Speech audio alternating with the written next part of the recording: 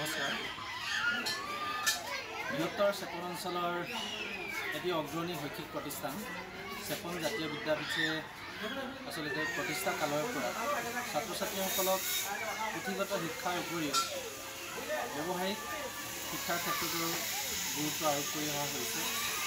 আমি শেহতীয়াকৈ যোৱা 12 এপ্ৰিলৰ পৰা আমাৰ বহাগ বিহুৰ উৰুকাৰ দুটা দিনৰ আগৰ পৰা শনিবাৰ দিনটোত আমি অকণিৰ হাট নামেৰে আমি এখন ইয়াত ছাত্ৰ ছাত্ৰীসকলৰ মাজত বজাৰ এটা আৰম্ভ কৰিছিলোঁ আৰু এই বজাৰখনত ছাত্ৰ ছাত্ৰীসকলে তেখেতসকলৰ ঘৰত উৎপাদিত বিভিন্ন শাক পাচলি ফল মূল বা তেখেতসকলৰ মাক দেউতাকে উৎপাদন কৰি পঠোৱা বিভিন্ন সামগ্ৰী খাদ্য সামগ্ৰী এই বজাৰখনত তেখেতসকলে বিক্ৰী কৰিবৰ কাৰণে আনিছিল।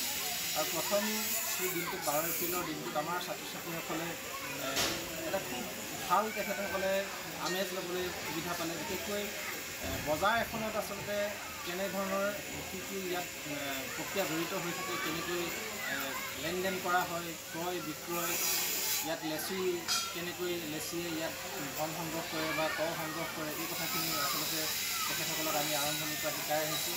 আৰু সেই 12 এপ্ৰিলত তেখেতসকলে সফলতাৰ মুখ দেখাৰ পিছত আমি সিদ্ধান্ত লৈছিলোঁ যে প্ৰতি 15 দিনৰ মূৰে মূৰে আমি এই বজাৰখন আৰম্ভ কৰিম। আৰু এটা প্ৰচেছৰ মূৰত আজিৰ তাৰিখত দ্বিতীয়টি দিন হৈছে।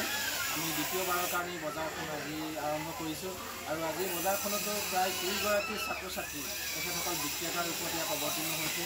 ঘৰত উৎপাদিত বিভিন্ন সামগ্ৰী ফল মূল শাক পাচলি তেখেতসকলে আনিছে, দৈ গাখীৰ আনিছে, আচাৰ আনিছে, ফল মূল আনিছে আৰু আজি তেখেতসকলে গ্ৰাহকৰ পৰা যথেষ্ট সঁহাৰি পাইছে। আমি দেখিবলৈ পাইছোঁ যে বজাৰ আৰম্ভ হোৱাৰ পূৰ্বে তেখেতসকলৰ প্ৰায় সংখ্যক বস্তু সামগ্ৰী বিক্ৰী শেষ হৈছে আৰু এই ক্ষেত্ৰত বিশেষকৈ অভিভাৱকসকলেও আমাৰ এই নতুনকৈ উঠি অহা ছাত্ৰ ছাত্ৰীসকলে যিসকলে আজি বেপাৰীৰ ৰূপত অৱতীৰ্ণ হৈছে তেখেতসকলক যথেষ্ট উৎসাহিত কৰিছে। মই ভাবোঁ এই প্ৰচেষ্টাই আমাৰ ছাত্ৰ ছাত্ৰীসকলক আগলৈ তেখেতসকলৰ ব্যৱসায়িক জীৱনত যথেষ্ট তেখেতসকলক উৎসাহিত কৰিব, তেখেতসকল লাভৱান হ'ব। আৰু মই আশা ৰাখিম এই প্ৰচেষ্টা অব্যাহত ৰখাৰ ক্ষেত্ৰত বিদ্যালয় কৰ্তৃপক্ষটোৱে তেখেতসকলক সহযোগ কৰিবই।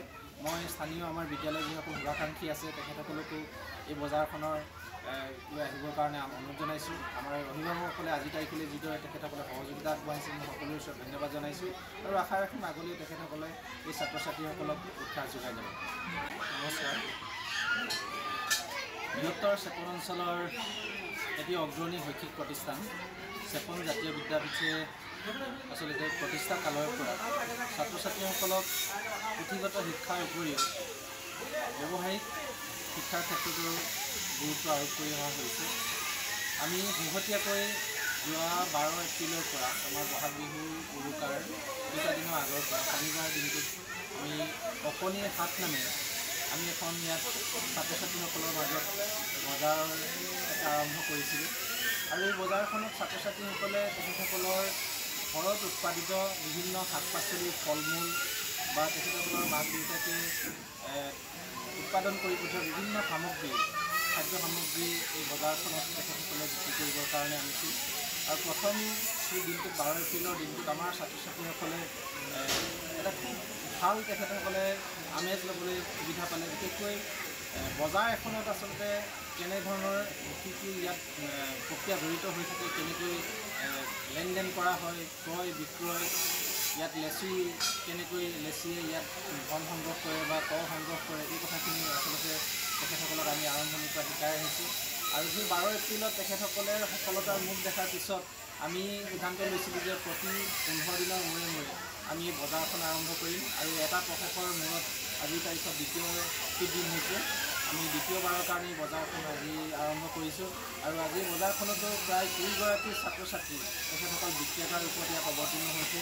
ঘৰত উৎপাদিত বিভিন্ন সামগ্ৰী ফল মূল শাক পাচলি তেখেতসকলে আনিছে, দৈ গাখীৰ আনিছে, আচাৰ আনিছে, ফল মূল আনিছে আৰু আজি তেখেতসকলে গ্ৰাহকৰ পৰা যথেষ্ট সঁহাৰি পাইছে।